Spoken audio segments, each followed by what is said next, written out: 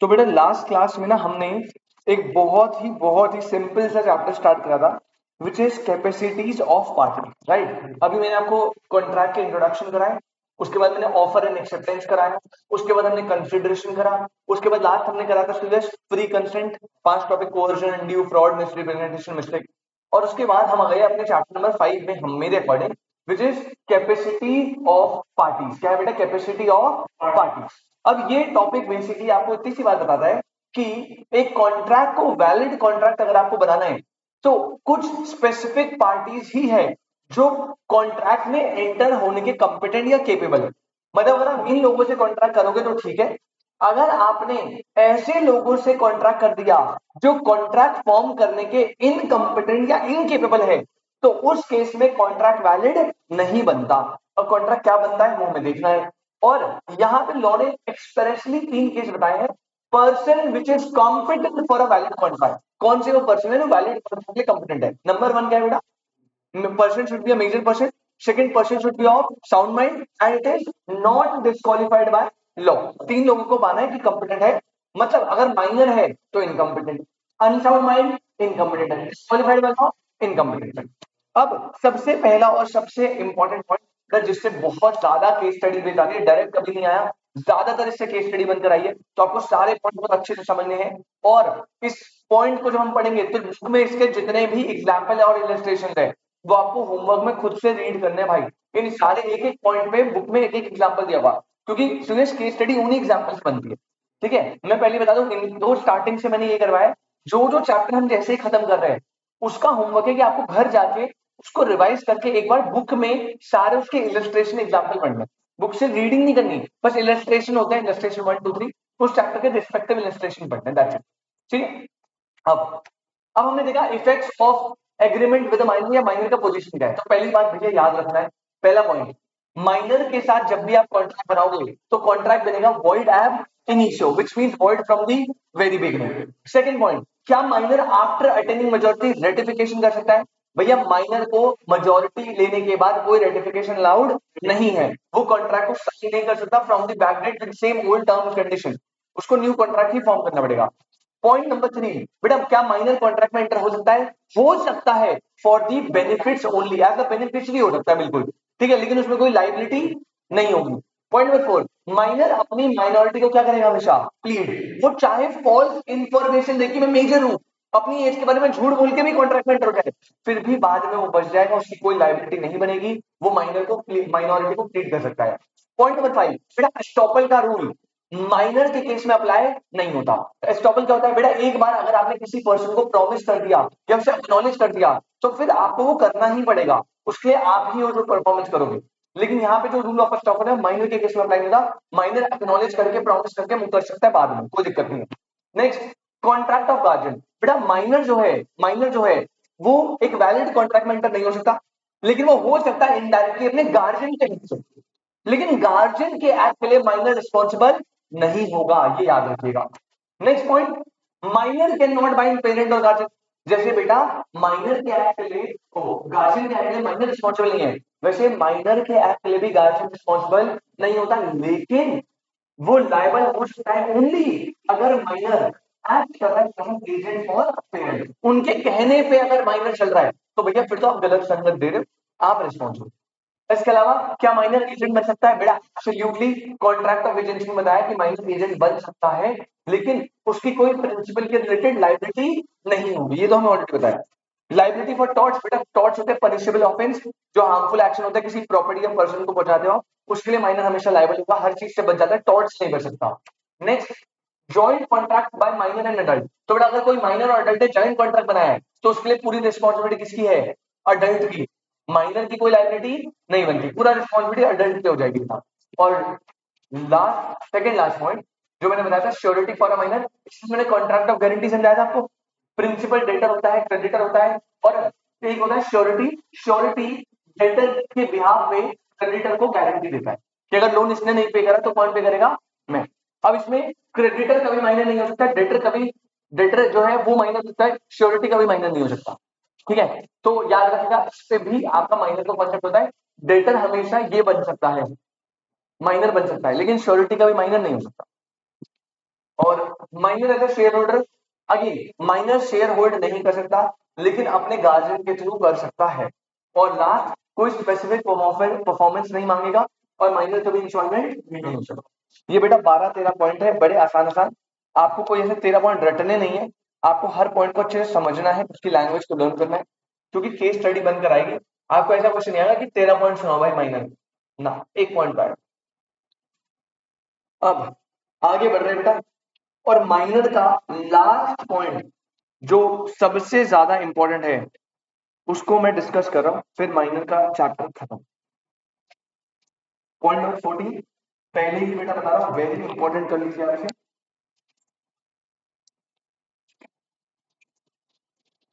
Very important कर लीजिएगा। और 14 पॉइंट जो है बेटा वो है नेसेसरी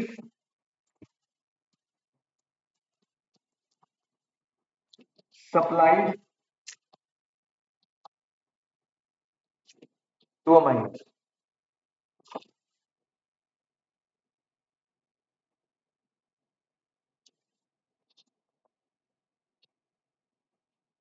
पॉइंट नंबर 14 बेटा, necessary supplied to a minor. अब मेरे हिसाब से पहले आप ये समझ लीजिए, नेसेसरी सप्लाई टू माइनर में क्या चीज है क्या नहीं है, किसके लायबल है किसके लायबल नहीं। अब मैं आपको पूरी स्टोरी से एक एग्जांपल समझाता हूँ, एक ही पॉइंट में आपको सब समझा देता हूँ। बेटा मान लीजिए ये एक पर्सन है, मिस्टर ए, और मिस्टर ए जो है वो एक माइनर है। अब मिस्टर ए के जो पेरेंट्स है या फादर है जो मेन सोर्स ऑफ इनकम थे, आज due to some reason Suresh इनकी डेथ हो गई, मिस्टर ए के फादर की डेथ हो गई। अब बेटा मिस्टर ए बचा, उसकी मम्मी बची अकेले। अभी बात बताओ, ऐसे बेटा इतने इन्फ्लेशन रेट के साथ क्या मिस्टर ए जिंदा रह पाएगा बिना किसी इनकम के? खाना कहां से खाएगा, स्कूल की फीस कहां से देगा, हॉस्पिटल की बिल कहां से पे करेगा, अपनी मम्मी और अपना ध्यान कैसे रखेगा, कहां रहेगा? तो मिस्टर ए के फादर की हो गई डेथ और मिस्टर ए अकेला बचा है, और मिस्टर ए को अब जिंदगी और मौत का सवाल है बिल्कुल, ठीक है। अब ऐसे में बेटा एक फरिश्ता आता है, मान लो बेटा ये है हमारा सुयश। ये कौन है भाई? सुयश। आ गया सुयश। अभी सुयश जो है वो एक मेजर है, और सुयश से मिस्टर ए का दर्द बर्दाश्त नहीं है। बेटा ये रो रहा है, ये रो रहा है, देखो ये सुयश, ये रो रहा था भाई साइड में बैठ के। सुयश आया, भाई क्यों रो रहा है? तो उसने बताया यार मेरे फादर की डेथ हो गई, मैं खाना पीना राशन घर का रेंट ये वो सब हर सब कुछ मिला के महीने का यार 20,000 रुपये बनता है, अब मैं कहाँ चलाऊं क्या करूं, मैं तो मर जाऊंगा। तो सुयश को बेटा इसकी स्टोरी बहुत सैड लगी। सुयश ने कहा कोई दिक्कत नहीं, मैं हूँ, टेंशन मत ले। बेटा सुयश ने और माइनर ने क्या करा आपस में, सुयश ने बोला तू टेंशन बिल्कुल भी मत ले बेटा, मैं जब तक तुम एक मेजर नहीं बन जाता, जब तक तू एक मेजर नहीं बन जाता, या जब तक तू अपने पैरों पर खड़ा नहीं हो जाता, जब तक तेरी पढ़ाई पूरी स्कूल पूरा नहीं हो जाता, इस ड्यूरेशन तक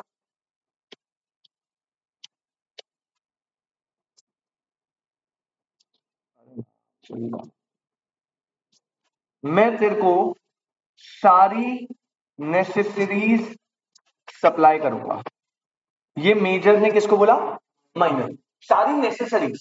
अब पहली चीज बेटा, ये कॉन्सेप्ट सिर्फ और सिर्फ नेसेसिटीज के केस में अप्लाई होगा। नेसेसिटीज मतलब क्या? अब यहाँ सुनो, अब ज्यादा वो वाला दिमाग मत लगाना, यहाँ पे लॉ स्पेसिफाई कर रहा है। पहली चीज, ये रूल जो मैं पूरा पढ़ा रहा हूँ ये सिर्फ नेसेसिटीज के होना चाहिए, ऐसा नहीं है इसे लग्जरी सप्लाई कर रहा है, गाड़ी में घुमा रहा भाई साहब, क्लब ले जा रहा है रात रात को एंजॉय पार्टी करवा रहे हैं, ना ना ना, ये सिर्फ नेसेसरी सप्लाई कर रहा है। दूसरी बात, नेसेसरीज क्या होती है? अब तुमने नेसेसरीज क्या पढ़ी है? रोटी कपड़ा मकान, है ना, ये नेसेसरी होती है बेटा, लेकिन ये तो है ही, लेकिन इसमें साथ साथ एक और चीज ऐड करी है, इसकी पुरानी जिंदगी को मेंटेन करने के लिए जितनी भी चीजें हैं वो नेसेसिटीज में। मैं फिर से रिपीट कर रहा हूं, इसकी बस यही चीज, अगर पहले इसके पास एक होंडा सिटी थी तो होंडा सिटी में उसे घुमाना एक नेसेसिटी बन जाए। लॉ ने ऐसे बोला, लॉ ने कहा रोटी कपड़ा मकान तो है, लेकिन उसकी जो पुरानी लाइफ का एक बेसिक स्टैंडर्ड ऑफ लिविंग जितना वो पहले जीता था, वहां तक हम सारी नेसेसिटी मानेंगे। समझ आ रही? क्लियर हुआ? फिर से अपना वो वाला दिमाग मत लगाना कि रोटी कपड़ा मकान, वो तो है ही, वो तो जिंदा रहनी चाहिए। जैसे अब वो अगर एक स्कूल में जा रहा था, तो वो जो स्कूल है, अब हो सकता है वो स्कूल लग्जरी हो थोड़ा सा, लेकिन वो स्कूल जो है वो उसके लिए क्या बन जाएगा? नेसेसिटी। अब पहले वो हॉस्पिटल, फोर्टिस हॉस्पिटल में जाता था, अब फोर्टिस हॉस्पिटल एक्सपेंसिव है, लेकिन उसके लिए क्या बन जाएगा? नेसेसिटी। तो पुराने लाइफस्टाइल को मेंटेन करने के लिए जितना चीजें चाहिए, अब वो नेसेसिटी कंसिडर होगी, और एक मेजर माइनर को नेसेसिटी सप्लाई करता है। समझ आई बात? पूरे लाइफ में जब तक ये मेजर मेजर अपने पैरों पर खड़ा नहीं होता, मान के चलो सुयश ने इस पे 10 करोड़ रुपया लगा दिया नेसेसिटीज में। सुयश खुद रोड पे आ गया नेसेसिटी सप्लाई करते करते, ठीक है, और सुयश के बाद पैसे दिया चला। तो सुयश ने क्या करा, अब बेटा आफ्टर मान लो 5 इयर्स, अब ये माइनर क्या बन जाएगा? मेजर बन जाएगा। और अब इसको ना, इसको, इसकी भाई साहब, इसके पापा की जितनी भी प्रॉपर्टी थी, बैंक बैलेंस सब कुछ एकदम बढ़िया बना, वो सारा किसके नाम हो गया? अब मिस्टर ए के नाम, माइनर के नाम हो गया। ठीक है, अब आज सूरज ने बोला भाई देख, मैंने तुझे तेरे बुरे टाइम पे सारी नेसेसिटी सप्लाई करी थी, है ना, तो भैया देख, तू तू माइनर है, मैंने तेरे बुरे टाइम पे सारी नेसेसिटी सप्लाई करी, अब मेरा बुरा टाइम होगा, तुझे तेरे पापा ने इतनी सारी प्रॉपर्टी है, तू इतना सारा पैसा रखता है, तो भैया मैंने जो तुझे नेसेसिटी सप्लाई करी थी ना 10 करोड़ की, मुझे वो 10 करोड़ रुपए वापस कर। अब आप मुझे बताइए कि क्या ये 10 करोड़ रुपए मिलेंगे या ये नहीं मिलेंगे? ये बोलते रहे क्योंकि वो तो माइनर था, और तुम बता माइनर की कोई लायबिलिटी नहीं होती। तो और बेचारे सुयश ने तो कितना अच्छा काम करा है। तो कोर्ट बड़ा धर्म संकट में कि सुयश के अच्छे काम के लिए उसे रिवॉर्ड दिया जाए कि हाँ भाई 10 करोड़ ले जा, या हम एक जो हमने एक कॉन्सेप्ट बनाया कि माइनर की कोई लायबिलिटी नहीं बनती, भाई माइनर तो 10 करोड़ ले गया भाई, खा गया, बस खा गया, छोड़ दो। नहीं बेटा, कॉन्ट्रैक्ट तो माइनर के टाइम पे करा था ना, आपने नेसेसिटी तो एक माइनर को सप्लाई कर दी, अब मेजर के बाद आप उसे रेटिफाई थोड़ी कर सकते हो, हाँ वो कॉन्ट्रैक्ट सही था, वो माइनर के साथ वो अलग कॉन्ट्रैक्ट था भाई, मैं नहीं जानता, अब तो मैं बड़ा बच्चा हूँ, मैंने वो बोला, मैंने बोला था नेसेसिटी सप्लाई कर, तो छोड़ देता, मुझे भूखा रहने देता, तूने तो करा, ऐसे बोल रहा है। तो अब कोर्ट क्या जजमेंट होगा, समझ आए? कंफ्यूजन समझ आया? प्रॉब्लम है ना भाई कि सूरज को हम 10 करोड़ वापस दिलाए, या फिर ये कॉन्सेप्ट है कि माइनर तो लायबल नहीं होता। तो लॉ ने बहुत क्लियर शब्दों में क्या, लॉ ने बताया अगर कोई पर्सन किसी माइनर को नेसेसरी सप्लाई करवा रहा है और बाद में जाकर वो उस नेसेसरीज के लिए क्लेम मांग रहा है कि भाई तू माइनर था, मैंने तुझे 10 करोड़ की लाइबिलिटी नेसेसरी दे दी, अब आज मुझे वो पैसा वापस चाहिए, है ना, तो बेटा माइनर उसके लिए रिस्पॉन्सिबल नहीं। Necessity supply to a minor, उस केस में माइनर रिस्पॉन्सिबल नहीं है, लेकिन माइनर की प्रॉपर्टी रिस्पॉन्सिबल। मतलब 10 करोड़ रुपए की नेसेसिटी अप्लाई करी थी, अब इसके पास मान लो 15 करोड़ की प्रॉपर्टी है टोटल, तो क्या ये 10 करोड़ वापस देगा? यस। प्रॉपर्टी 15 करोड़ की है, नेसेसिटी 10 करोड़ की सप्लाई करी, तो माइनर को, ये माइनर की बुद्धि तो पकड़ नहीं सकता, ये जाएगा कोर्ट के पास, ठीक है इसकी प्रॉपर्टी कितने की है, कोर्ट कहेगा 15 करोड़ की, मेरे 10 करोड़ दे मिल जाएंगे। अगर इसकी property, case number 2, necessity 10 crore की है, इसकी प्रॉपर्टी 7 करोड़ की, कितने की? कितना रिकवर होगा? सिर्फ 7 करोड़ रिकवर होगा प्रॉपर्टी तक, उसके बाद किसी को लायबिलिटी पर्सनल नहीं। सर अगर माइनर के साथ कोई प्रॉपर्टी ही नहीं है, कोई लायबिलिटी नहीं होगी। भाई प्रॉपर्टी में हर तरह का एसेट आता है, घर गाड़ी बंगला जो भी इसकी प्रॉपर्टी है, चाहे उसके पापा से मिली, चाहे मम्मी से मिली, चाहे अब आई, चाहे खुद कमाई, जो भी है, जितनी भी प्रॉपर्टी है वो लायबल होगी, पर माइनर पर्सनली लायबल। तो आप यही प्रोविजन यही लिखोगे कि नेसेसिटी सप्लाई टू माइनर के केस में माइनर पर्सनली लायबल नहीं होता, बट उसकी प्रॉपर्टी लायबल होती है। तो जिस एक्सटेंट तक उसकी प्रॉपर्टी है वैल्यू में, उस एक्सटेंट तक सीएस को रिकवरी हो जाएगी, उसके एक्सेस पैसा गया, वो नहीं मिल सकता। सर अगर प्रॉपर्टी नहीं है, बेटा प्रॉपर्टी नहीं है तो माइनर की बुद्धि तो आप नहीं पकड़ सकते, माइनर पर्सनली तो लायबल होगा नहीं, तो उस केस में आपको कोई रिकवरी नहीं मिलेगी। दूसरी बात, नेसेसिटीज क्या होती है, ये प्रोविजन से नेसेसिटीज के लिए है, आप उसे अल्ट्रा लग्जरियस चीजें दे रहे हो जो उसकी औकात से भी बाहर थी, फिर आप कह रहे हो मैंने उसके लिए 50 करोड़ की चीजें दे दी, लाओ मेरे पैसे। भैया हमने बोला था क्या, नेसेसिटी कोर्ट काउंट करेगा, हाँ क्या क्या करा, स्कूल का खर्चा कितना, इतना, अच्छा। फिर बोलेगा ये पहले तो गवर्नमेंट स्कूल में पढ़ रहा था, तूने प्राइवेट में डाला, क्या अब ये नेसेसरी काउंट होगी? नहीं। नेसेसरीज मतलब क्या? जो उसकी पुरानी स्टैंडर्ड ऑफ लिविंग को मेंटेन करने के लिए जरूरत है। आई hope this is clear. Absolutely. सब कुछ land, building, plant, machinery, cash at bank, jewellery, gold, सब कुछ, जितनी भी प्रॉपर्टी, ठीक है, उसकी पर्सनल लाइबिलिटी नहीं। ये नहीं कि प्रॉपर्टी बेचने के बाद तुम 3 करोड़ किलो से पकड़ के रखो कि तू भाई तू चुकाएगा। जितना प्रॉपर्टी से मिल गया, उसके बाद तुम्हारा गया पैसा। ठीक है, चलो चलो। तो आई होप दिस इज क्लियर। अब मैं इस चीज को पूरा प्रॉपर वे में लिखवा देता हूँ। अब प्रॉपर्टी जो है वो इसी एग्जाम्पल को क्लियर कर दूंगा। अब सुरेश प्रॉपर्टी मान लो बेटा कितने की है? 7 करोड़ की। कितने की है? 7 करोड़ की। तो बेटा यहाँ पे इस सिनारियो में क्या माइनर रिकवर वो क्या सुयश रिकवर कर पाएगा? तो बेटा यहां पे कंक्लूजन क्या है? माइनर इज, एग्जांपल ही बना लेने से, minor is not personally liable for all the necessary supplies, for all the necessaries supplied, but his property is liable। तो बेटा सुयश को एट लास्ट कितना पैसा मिलेगा? सिर्फ 7 करोड़।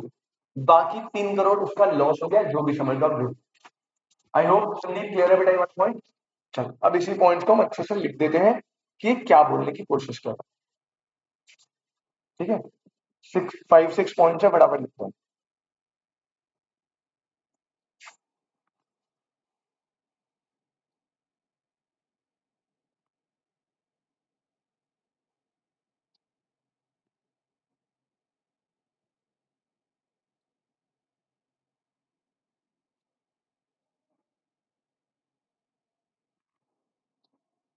ये बनाने के बाद लिखना स्टार्ट करेंगे।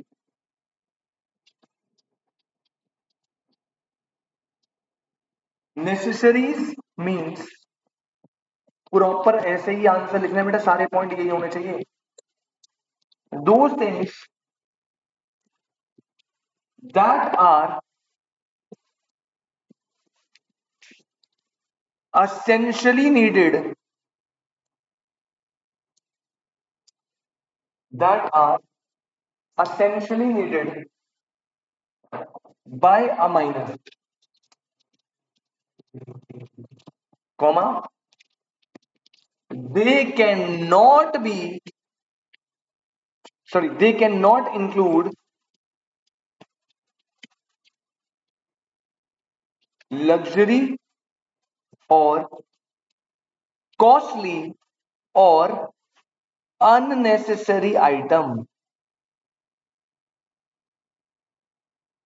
unnecessary articles। इसमें लग्जरी, कॉस्टली और अननेसेसरी आर्टिकल्स नहीं आएंगे। ठीक है, this is your point number 1। Point number 2,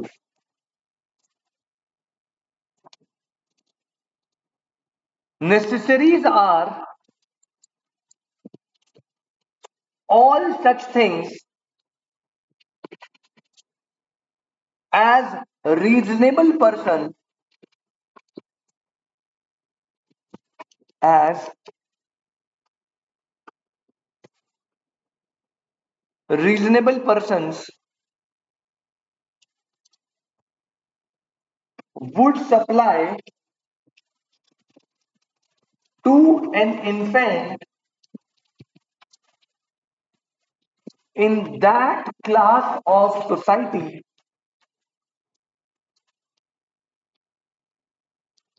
to which the infant belong। बेटा यही बताया था मैंने आपको।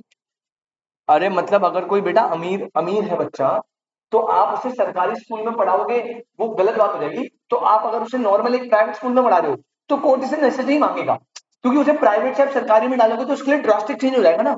तो प्राइवेट से प्राइवेट में ही पढ़ा रहे हो महंगे स्कूल में, अब वो नेसेसिटी बन जाएगी।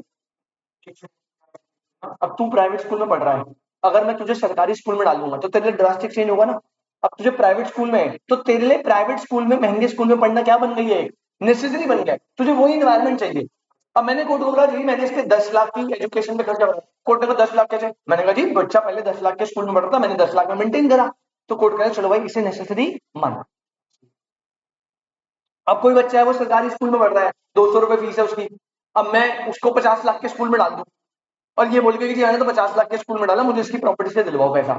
तो कोर्ट कहेगा भाई क्यों डाला, उसके लिए वो नेसेसरी नहीं था, वो पढ़ रहा था ना जिस स्कूल में, उसमें मेंटेन करते आप। तो आपको सेम लेवल मेंटेन करना है हर चीज का, that's it. Necessities are all such things as reasonable person would supply to an infant. Infant मतलब शिशु, बच्चा, in that class of society to which the infant belongs.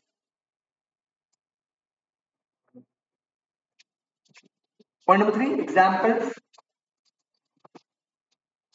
food, shelter, education,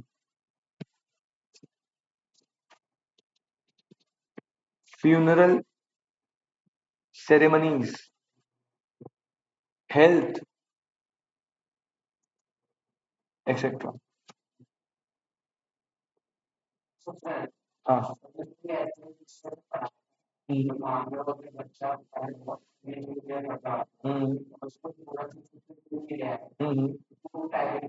हम्म। देख बेटा education तो देनी है। कोई देख कोई बच्चा ना ऐसे ही प्रॉब्लम होगी, अगर कोर्ट ऑब्जेक्शन को उठाएगा, ये 10 लाख के स्कूल में पढ़ रहा है, पहले मैं इसे 10,000 के स्कूल में पढ़ा रहा हूँ, अब मैं बोल रहा हूँ कि जी मैं तो 10,000 का अफोर्ड कर सकता हूँ, मुझे 10,000 रुपए रिकवर करवा दो, तो किसी बंदे को प्रॉब्लम होगी, कोर्ट इसमें ऑब्जेक्शन उठाएगा, इसमें मेरे इंटेंशन को गलत देखेंगे। मेरे इंटेंशन गलत किस में देखेंगे, जब ये 10,000 के स्कूल में पढ़ रहा था, मैं से जानबूझ के महंगे स्कूल में लाके इसकी प्रॉपर्टी से ज्यादा पैसे क्लेम कर रहा हूँ, तब कोर्ट ऑब्जेक्शन उठाएगा ना कि भाई तू ज्यादा पैसे कैसे क्लेम कर, कम पैसे क्लेम करने में कोई कोर्ट ऑब्जेक्शन नहीं उठाएगा।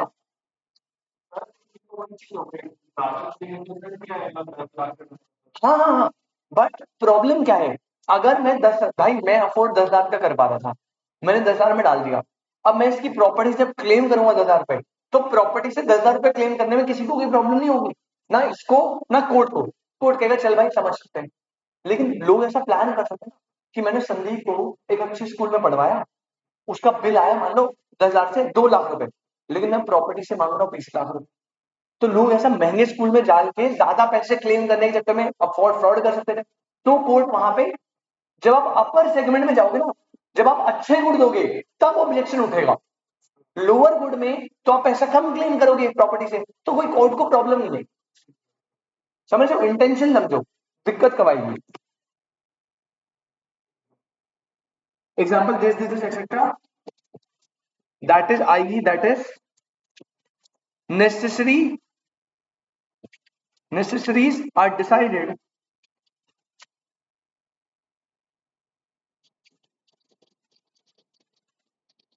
necessaries are decided by minor's status in life।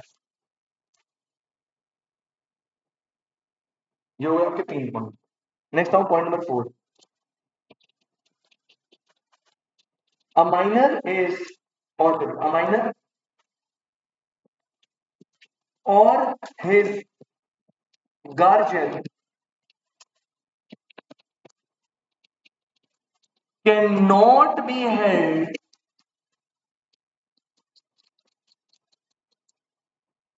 personally liable for the necessities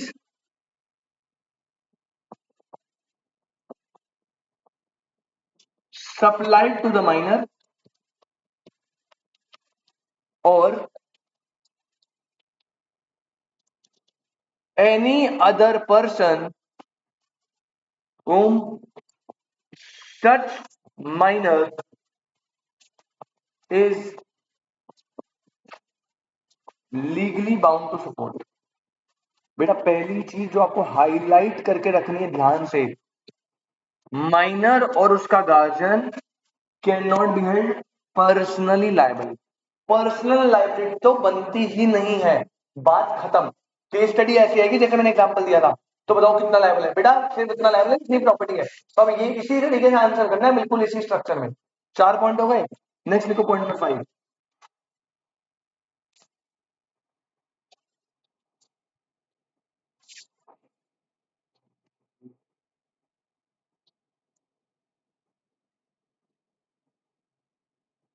A minor is not liable for any price that he may promise and never for more than the value of necessaries। इससे बेटा star बना के important mark कर लेना। मतलब सुयश, minor कभी भी liable नहीं होगा कोई भी प्राइस दैट ही ने प्रॉमिस। जैसे मान ले सुयश, तूने कितने की सप्लाई करी थी? 10 करोड़।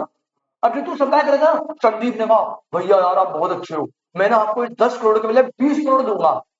इसने बोल दिया मजे मजे में, क्या ये बाद में लायबल होगा 20 करोड़? क्या ये 11 करोड़ के लिए लायबल होगा? जितने की नेसेसिटीज है उससे ज्यादा कभी लाइबिलिटी एक्सीड नहीं कर सकती, चाहे माइनर खुद बोल दे चाहे उसका गार्जियन बोल दे। नेसेसिटी से ज्यादा तो हो ही नहीं सकती, तो नेसेसिटी से कम हो सकती है, ये हो सकती है। अगर नेसेसिटी से कम क्या है? प्रॉपर्टी। प्रॉपर्टी कम है तो वैल्यू कम होगी। प्रॉपर्टी 50 करोड़ की है, नेसेसिटी समय 10 करोड़ की, माइनर ने प्रॉमिस करा 20 करोड़, लाइबिलिटी कितने की? 10 करोड़। आप माइनर के प्रॉमिस से कुछ नहीं होगा। माइनर कितना भी प्राइस कोट कर देगी, मैं तो 20, मैं आपको डबल दूंगा वापस, फर्क नहीं पड़ता। प्राइस उतना ही कोट दिलवाएगा जितना की एक्चुअली नेसेसिटीज की वैल्यू, ना उससे 1 रुपया ज्यादा, उससे 1 रुपया कम हो जाएगा अगर प्रॉपर्टी कम है। बस समझ, तो यही लिखा है, a minor is not liable for any price that he may promise and never more than the value of the necessaries. इसी आगे लिखना, it means there is no personal liability of the minor. There is no personal liability of the minor, comma, but only his property is liable.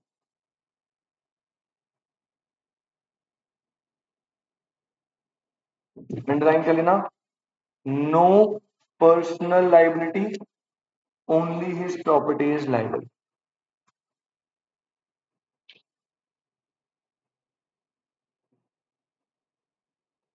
और last बेटा कितने, point number 5 के बाद last लिख लो point number 6, आखिरी point minor खत्म हो गया। फिर माइनर्स एस्टेट, बेटा एस्टेट मतलब प्रॉपर्टी होता है, माइनस एस्टेट या property liable for necessaries when the following two conditions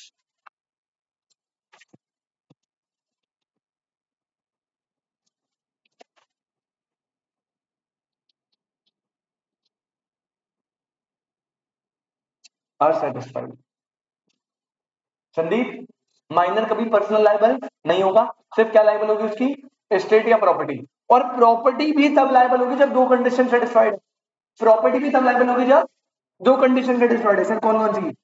बेटा number A, contract must be made, contract must be made for the supply, for the supply of reasonable necessaries for his support in life, for his support in life। मतलब बेटा सुयश, मतलब अगर तू किसी minor को necessaries नहीं supply करा, उसके अलावा फालतू चीजें कर रहा है, तो क्या फिर उसकी प्रॉपर्टी भी लायबल होगी? तब कोर्ट कहेगा बेटा किसने बोला आपको करने को, पर्सनली भी नहीं होगा, प्रॉपर्टी भी नहीं होगी। प्रॉपर्टी सिर्फ तब लायबल होगी जब आप क्या सप्लाई कर रहे हो, नेसेसिटी, पहला point. Point number B, minor must not have, बेटा एग्जाम में बहुत प्यारा क्वेश्चन बन के आया है ये, minor must not have already a sufficient supply of these necessaries। ओहो, ध्यान से सुनना, दो कंडीशन। पहला संदीप, प्रॉपर्टी तभी लायबल है जब आप उसे क्या सप्लाई कर रहे हो, नेसेसरी।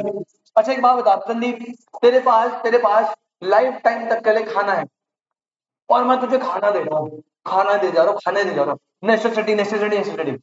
कोर्ट कह रहा है इसे हम नेसेसिटी नहीं मानोगे। Minor must not have already sufficient supply of this necessity. अगर कोई चीज उसके पास ऑलरेडी पड़ी है, नेसेसिटी खाना पड़ा हुआ है और आप उसे खाना दे रहे हो, तो हम उसे कंसिडर नहीं करेंगे। क्यों दे रहे हो भाई, पागल हो गए फालतू, है उसके पास। तेरे पास मान ले लाइफ टाइम की एजुकेशन पड़ी हुई है और मैं तुझे एजुकेशन के लिए वो दे रहा हूँ, पैसे के लिए, भाई बेटा पढ़ लियो स्कूल में पढ़ लियो। अब ये सफिशिएंट सप्लाई है ना तेरे पास, तो ये नेसेसिटी कंसिडर नहीं होगी। तो आपको केस स्टडी बहुत ध्यान से पढ़नी है, एक एक पॉइंट उठेगा ध्यान से एकदम। माइनर ने ऐसे एग्जांपल देगा कि माइनर ने सप्लाई करा, फिर वो बता देगा कि 10 करोड़ सप्लाई करा नेसेसरी के लिए, 2 करोड़ सप्लाई करा फालतू लग्जरी के लिए, उसकी प्रॉपर्टी इतने की कितना लायबल होगा, तो सिर्फ नेसेसरी के लिए लायबल होगा, और वो भी कितना, नेसेसरी के लिए कितना लायबल होगा, इसका प्रॉमिस अमाउंट या property amount, property amount. Promise amount से कोई लेना देना नहीं। नेसेसिटीज में भी चेक कर लेना कितनी नेसेसिटी की उसके पास सफिशिएंट सप्लाई नहीं है, उनको ही काउंट करना है। अब बता देगा कि 10 करोड़ में से 3 करोड़ की नेसेसिटी उसके पास ऑलरेडी पड़ी थी, आपने फिर भी दे दी, तो उस 3 करोड़ के लिए प्रॉपर्टी लायबल नहीं है। तो केस स्टडी कैसे भी घुमा देगा, आपको बस अपने कॉन्सेप्ट समझने हैं। और जी पेपर में तो 6 पॉइंट लिख कर आ रहे हैं, ये 6 पॉइंट, 3 और 3 6, समझ आई बात। इसी के साथ बेटा माइनर का पूरा कॉन्सेप्ट होता है खत्म। आई होप आपको माइनर बहुत ही अच्छे तरीके से समझ आया हो, और अगर आ गया तो हम आगे बढ़ेंगे। बट आगे बढ़ने से पहले इसी के नीचे एक नोट दे देना, नेसेसरीज के नीचे ही एक छोटा सा note. If a minor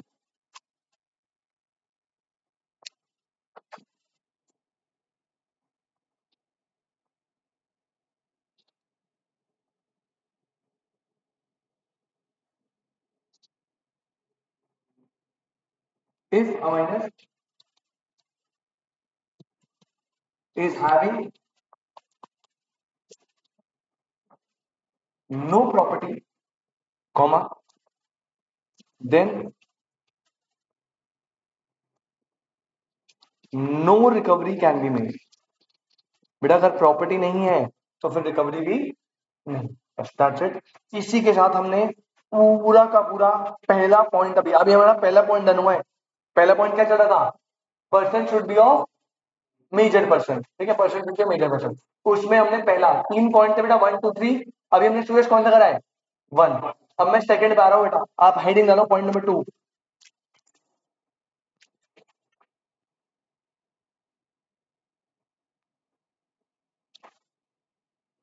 point number 2, the person should B, the person should B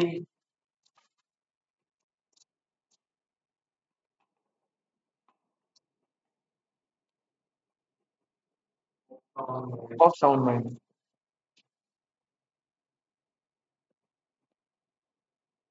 ठीक है, the person should be of sound mind, section 12 है वैसे, बट इतना कोई इम्पोर्टेंट नहीं है सेक्शन लिखना, ठीक है। वैसे सेक्शन 12 आता है, अगर लिखना है आपको साइड में लिख सकते हैं। अब स्टार्ट कर रहे हैं सर, समझो। कह रहे हैं अगर कॉन्ट्रैक्ट को वैलिड बनाना है तो सेकंड पॉइंट, मेजर के साथ साथ पर्सन क्या होना चाहिए, साउंड माइंड। अब ये साउंड माइंड क्या होता है, अब इसको समझाया बेटा, लिखो।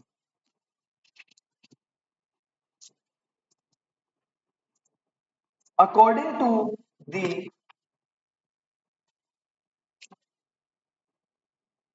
इंडियन कॉन्ट्रैक्ट एक्ट 1872,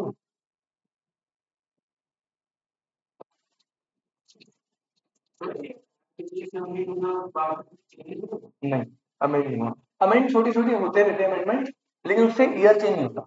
जब कोई बड़ा मेजोरिटी अमेंडमेंट होती है ना, पूरा चेंज हो जाए आधे से ज्यादा, तब ईयर चेंज होता है। जैसे कंपनीज एक्ट है, कंपनीज एक्ट चलता था 1956, धीरे धीरे अमेंड हो रहा था, हो रहा था, हो रहा था, छोटे छोटे अमेंड, 2013 में से पूरा ही अमेंड कर दिया, तो फिर एक्ट का नाम हो गया कंपनीज एक्ट 2013। उसके बाद 13 के बाद भी 15 में भी अमेंडमेंट आई, 17 में भी अमेंडमेंट आई, अमेंडमेंट आती रहती है छोटी मोटी, मेजर आएगी तब ईयर चेंज हो। A person is said to be a person is said to be of sound mind if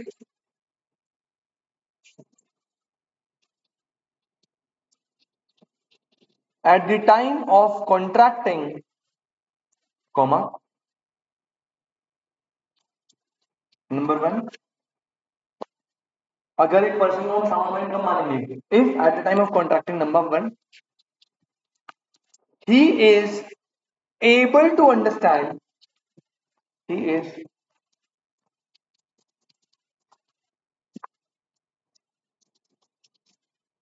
able to understand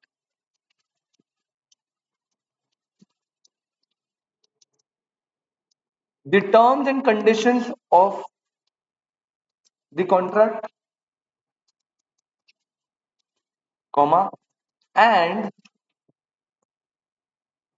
and number two, he is capable of forming a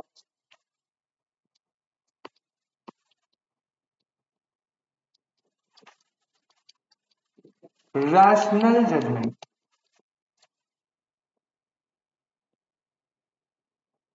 दो बातें सुरेश, दो बातें underline करियो बेटा। कह रहा है इंडियन कॉन्ट्रैक्ट ने बोला पर्सन को हम साउंड माइंड मानेंगे eight the time of contracting if पहला पॉइंट, वो एबल है कि वो अंडरस्टैंड कर सके टर्म्स एंड कंडीशन, मतलब वो टर्म्स एंड कंडीशन समझने की हालत में। जैसे अब मान लो भाई सुरेश आज शर्ट है पूरा पी के, बिल्कुल घूम रहा है भाई साहब नशे में। अब सुरेश ऐसे में तुझे कॉन्ट्रैक्ट की टर्म एंड कंडीशन बताऊंगा, तुझे घंटा कुछ समझ आएगा, तो क्या सर तुझे कल याद भी नहीं होगा कॉन्ट्रैक्ट बनाए क्या बना है। ठीक है, तो साउंड माइंड क्या है, जो कॉन्ट्रैक्ट की टर्म कंडीशन को अंडरस्टैंड करने के एबल है, पहला। इतना ही काफी नहीं है, एंड बीच में एंड, वो केपेबल है फॉर्म करने के लिए क्या, रेशनल जजमेंट। बेटा रेशनल जजमेंट का मतलब क्या है, एक फेयर जजमेंट जो उसके लिए फेयर हो, जो उसके हित में हो, उसके बेनिफिट के लिए हो। अब एक मान लो ड्रंकन आदमी है, आपने उससे उसकी प्रॉपर्टी बिकवा दी, 1 करोड़ की प्रॉपर्टी 50 लाख में, तो बेटा पहली बात उसने टर्म एंड कंडीशन को समझा, लेकिन वो रैशनल जजमेंट नहीं ले पाया ना। प्रॉपर्टी के बदले कितने पैसे मिलने चाहिए थे, 1 करोड़, लेकिन उसने उस वो स्टेट में था कि वो रैशनल जजमेंट ले नहीं पाया, उसने साइन कर दिया, थम लगा दिया। अब कल अगली सुबह वो बोलेगा कि यार मेरी प्रॉपर्टी बिकने 50 लाख, वो कोर्ट पे जाएगा, प्रूव करेगा कि मैं ड्रंकन था, इसने जी अनसाउंड माइंड के सिचुएशन में बनाया था कॉन्ट्रैक्ट, और कॉन्ट्रैक्ट बन जाएगा वॉइड। ऐसा होगा। तभी आप किसी किसी ने पी रखी है, वो ड्रंकन है, और उसके साथ आप कॉन्ट्रैक्ट बना दो उस टाइम, बेटा वो कॉन्ट्रैक्ट वैलिड नहीं होगा। बाद में अगर उसने मना कर दिया ना कि जी मैंने पी रखी थी, तो कोई फायदा नहीं, कोर्ट उसका हिसाब देगा। बात समझ आ रही है आपको, तो यहाँ पे आपको ध्यान रखना है। पहली चीज साउंड माइंड क्या होता है समझ आया, person should be of sound mind if at the time of contracting, दो चीजें, वो एबल है to understand the terms and condition, और वो capable of forming a rational. I hope this is clear. Point number 2 लिखो फिर, clear है Sandeep, clear है। पॉइंट नंबर 2 लिखो बेटा,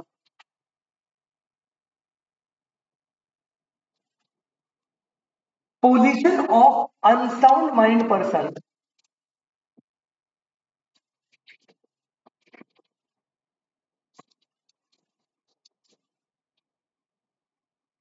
position of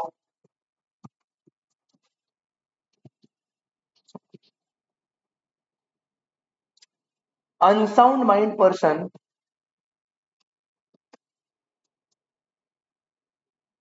making a contract, comma, क्या होगी देखो बेटा, a contract by a person which is not of sound mind is void. Underline कर लेना बेटा। माइनर के साथ क्या बनता है? Void ensure. Sound mind unsound mind के साथ क्या बनता है? सिर्फ वॉइड। तो भैया अनसाउंड माइंड के साथ करा गया कोई भी कॉन्ट्रैक्ट जो नॉट ऑफ साउंड माइंड है वो वॉइड बनेगा। पॉइंट नंबर 2 ने ये बता दिया। ठीक है, पहले साउंड माइंड बता दिया, फिर कॉन्ट्रैक्ट बना दिया अनसाउंड के साथ, तो वो बता दिया। पॉइंट नंबर 3, अब देखो कैटेगरी करेंगे। एन इडियट, अनसाउंड माइंड बनना है। Idiot comma lunatic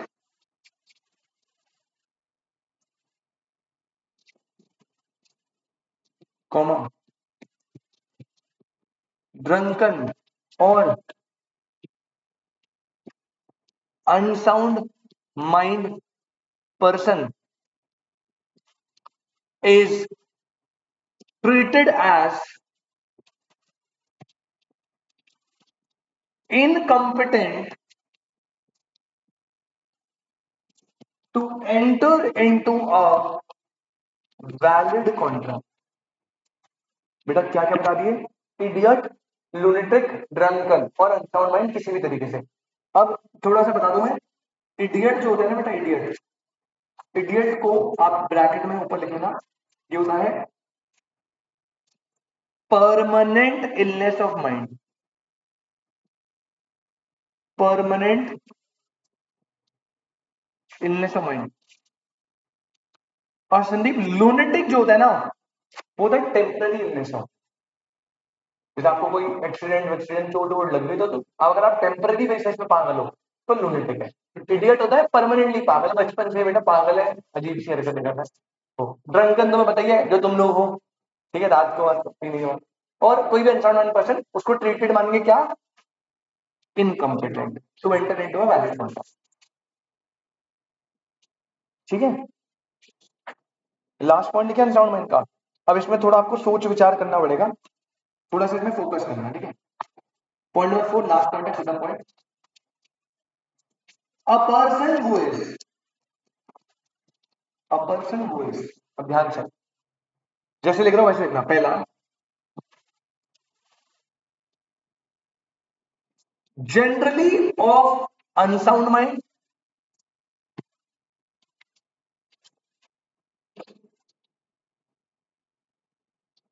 occasionally of sound mind. बेटा पहला केस कोई ऐसा व्यक्ति सुयश जो जनरली मतलब most of the time unsound रहता है, पागल, मोस्ट ऑफ द टाइम, लेकिन ओकेजनली कभी कभार वो कैसा हो जाता है? Sound mind. जैसे तगड़ा शराबी, तगड़ा, जो भाई साहब सुबह उठते ही बोतल से शुरुआत करता है, पानी भी नहीं पीता, मतलब पानी मिला के पीता है, चकना वगना कुछ नहीं भाई, नीट पी रहा है सुबह से उठते ही, और रात को सोते तक पिए जाता है, तो वो जनरली कैसे रहता होगा? अनसाउंड। लेकिन उसका एक रूल है, एक रूल है, ट्यूसडे को भाई हनुमान जी को मानता है, नो दारू, नो चिकन, नो चकना, नथिंग। तो बड़ा एक बात बताओ, पूरे हफ्ते वो रहता है जनरली अनसाउंड, लेकिन क्योंकि वो बजरंग बली का वक्त है तो ओकेजनली यानी सिर्फ ट्यूसडे को वो क्या हो जाता है? Sound mind. अब इसमें पता है लॉ ने क्या बोला? इसमें लॉ ने बोला कि बेटा ऐसा कोई व्यक्ति है ना, तो यहां पे कंक्लूजन लिख लो क्या करना है आपको। कैसा बंदा कॉन्ट्रैक्ट में एंटर हो सकता है? हो सकता है, हो सकता है, बस पता है कब? कब? मंगलवार को। सिर्फ कब एंटर हो सकता है? मतलब अगर कोई व्यक्ति जनरली अनसाउंड है, ओकेजनली साउंड है, तो ऐसे व्यक्ति को बोला है सिर्फ तभी कॉन्ट्रैक्ट में एंटर होना जब आप इसमें हो, मतलब ओकेजनली जिस दिन साउंड माइंड हो उस दिन एंटर होना, तब कॉन्ट्रैक्ट वैलिड बनेगा। जनरली बना लिया कॉन्ट्रैक्ट तो क्या होगा? वॉइड होगा। तो यहां लिखो कैन एंटर, जी जी जी, can enter into a valid contract comma when he is of sound mind. Sandeep बेटा, I hope this is clear. ऐसे बंदे को बोला है कि आप कॉन्ट्रैक्ट वैलिड बना सकते हो जब आप किसमें हो, साउंड माइंड। अच्छा, case number 2, a person who is generally of sound mind लेकिन ओकेजनली ऑफ अनसाउंड माइंड। बेटा जैसे मेरे पिताजी जनरली कभी ड्रिंक करते नहीं है, ओकेजनली बेटा जब शादी वादी होती है तो उसमें पार्टी वार्टी जनरली ओकेजनली कर लेते हैं। तो सेकंड पर्सन मेरे पिताजी की बात कर रहा है, जनरली कैसे होते हैं, साउंड माइंड, नॉट रैंडम, बिल्कुल टर्म्स एंड कंडीशन समझ सकते हैं, केपेबल है रैशनल जजमेंट लेंगे। लेकिन सब कभी शादी ब्याह में चले गए, थोड़ा ओकेजनली किसके जाते हैं, सेट हो जाते हैं एकदम। अब ऐसे व्यक्ति को पता है क्या बोला है, ऐसे व्यक्ति को देखो, इन्होंने ना नॉनिंग, अगर आप देखो ध्यान से, दोनों जगह ना ओकेजनली को टारगेट करा है। किसको टारगेट करा है, ओकेजनली को टारगेट करा है दोनों जगह। यहां पे भी ओकेजनली को टारगेट करा है और यहां पे उसे टारगेट मतलब क्या, देखो पहले वाले केस में ना उसे बोला था कि वो वैलिड कॉन्ट्रैक्ट बना सकता है जब वो साउंड माइंड का है ओकेजनली। इसमें पता है क्या बोला है, इसमें बोला है ऐसा व्यक्ति जो जनरली साउंड माइंड का है ओकेजनली अनसाउंड हो जाता है, प्लीज आप कॉन्ट्रैक्ट मत बनाइएगा जब आप किसमें हो, अनसाउंड। मतलब ये बंदा ओकेजनली जब आप पी रखे हो ना तब कॉन्ट्रैक्ट मत बनाना, उसके अलावा कभी बना लो। तो यहां पे कंक्लूजन लिखो,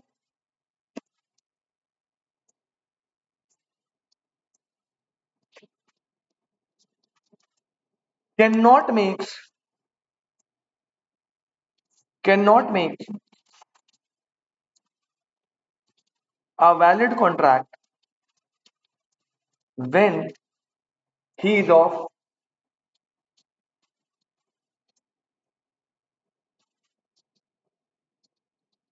unsound mind।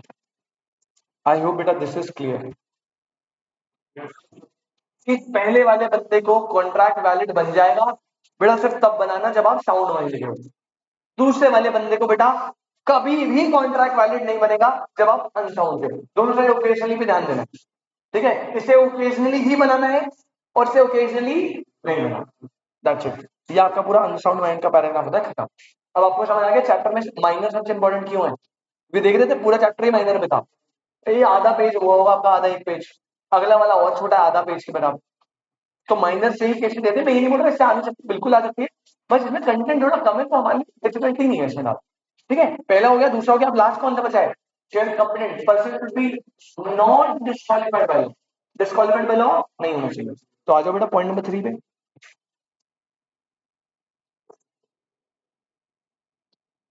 पॉइंट नंबर 3 डालो,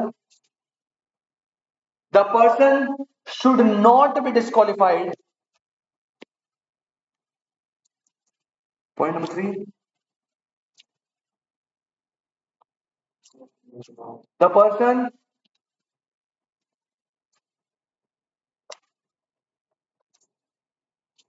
should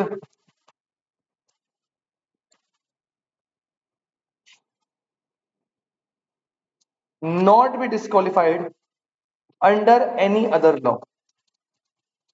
कह रहा भैया किसी और लॉ में डिस्क्वालिफाइड मत हो जाना, अगर किसी और लॉ में डिस्क्वालिफाइड हो गए तो भैया फिर तो कॉन्ट्रैक्ट में भी हम आपको क्या मानेंगे, disqualified.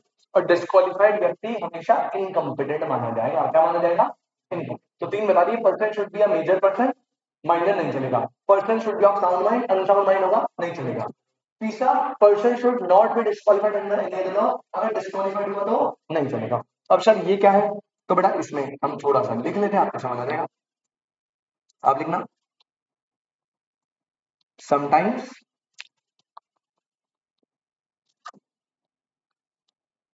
it may happen that some laws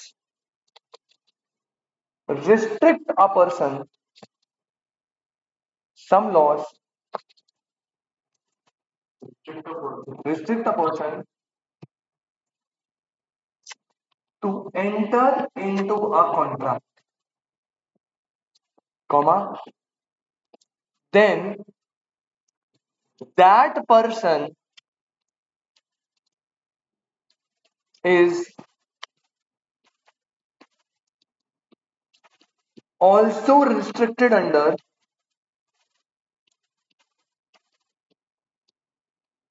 the Indian Contract Act 1872,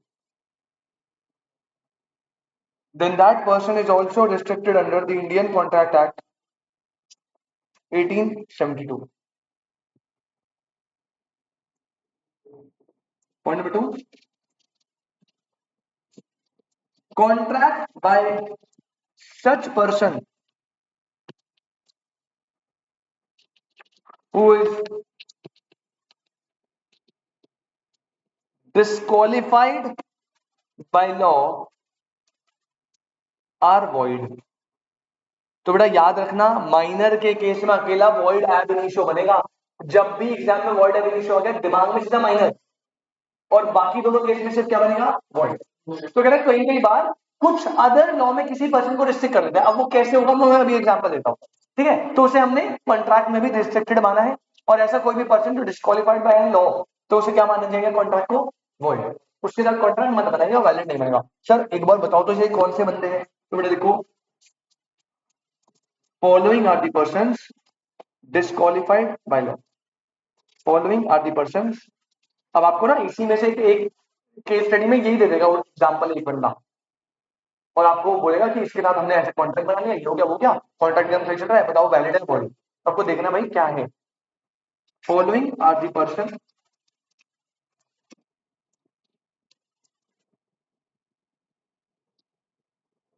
disqualified by law.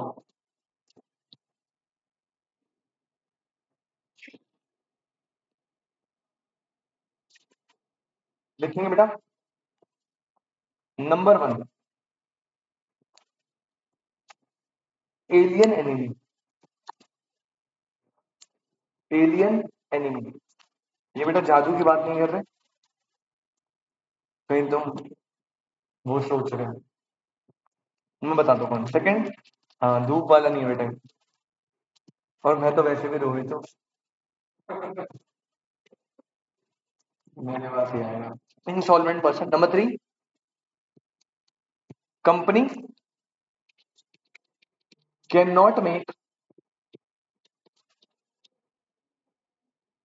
Ultra vires contract.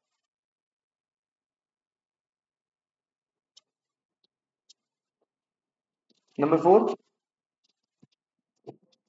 convict undergoing imprisonment,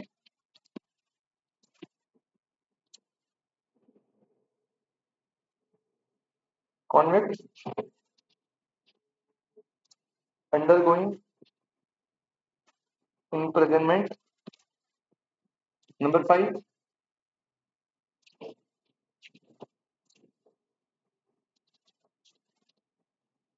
foreign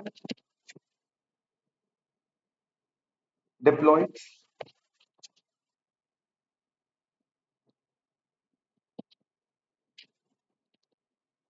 या ambassador।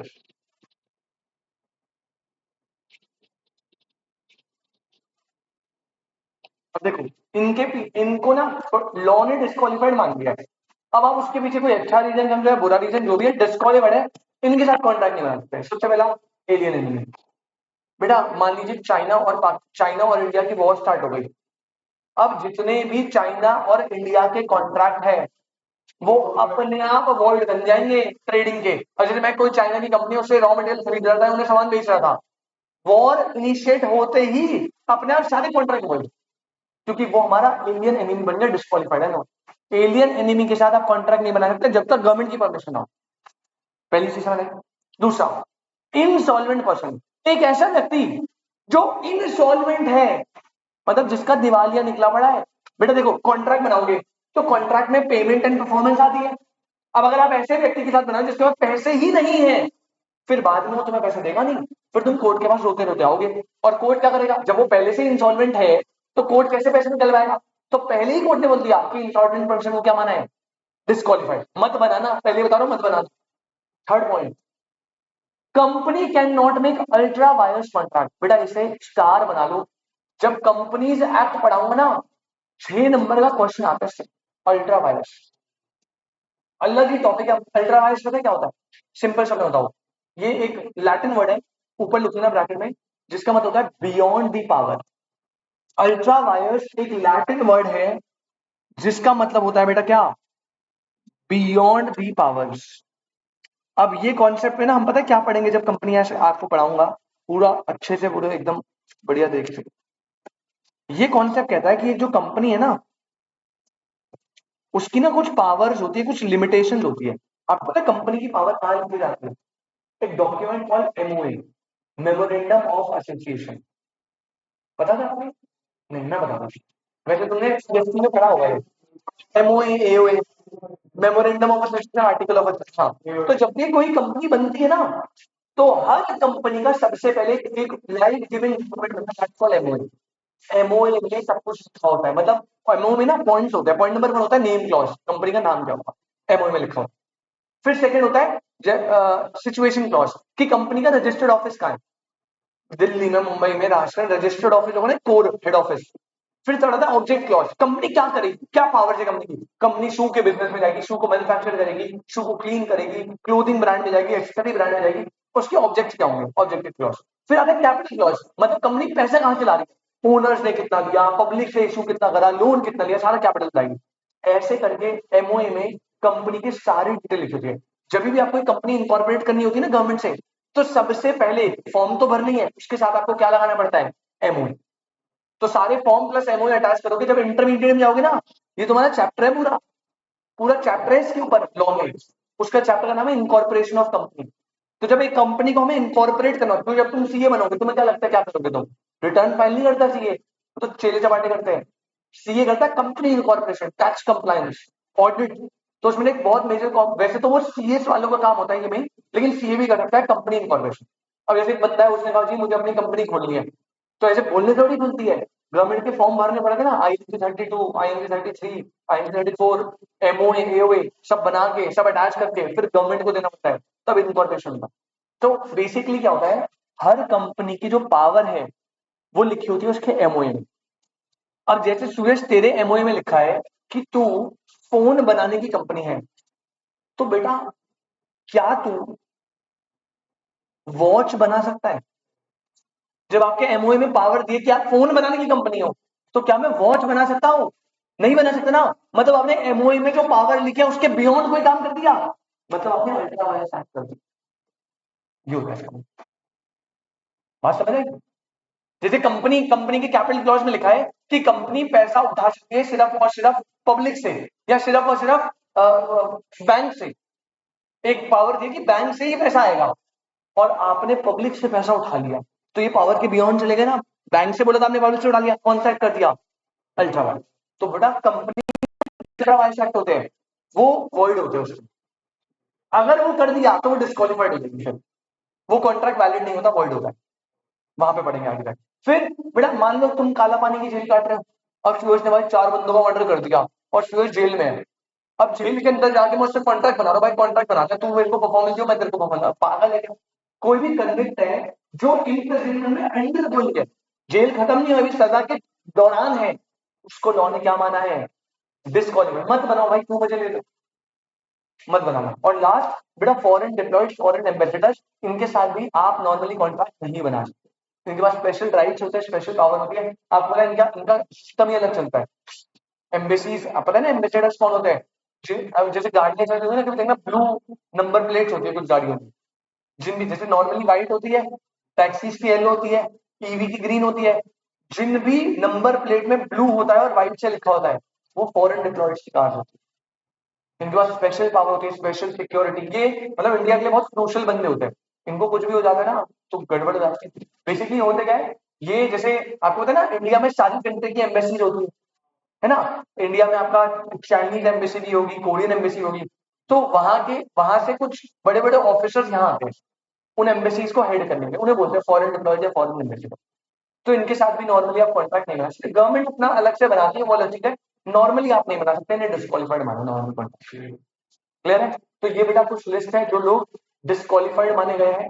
I hope these all points are clear. आज मैंने आपको necessary supply to a minor करा दिया, आज मैंने आपको unsound mind का पूरा कॉन्सेप्ट करा दिया और डिस्क्वालिफाइड करा दिया।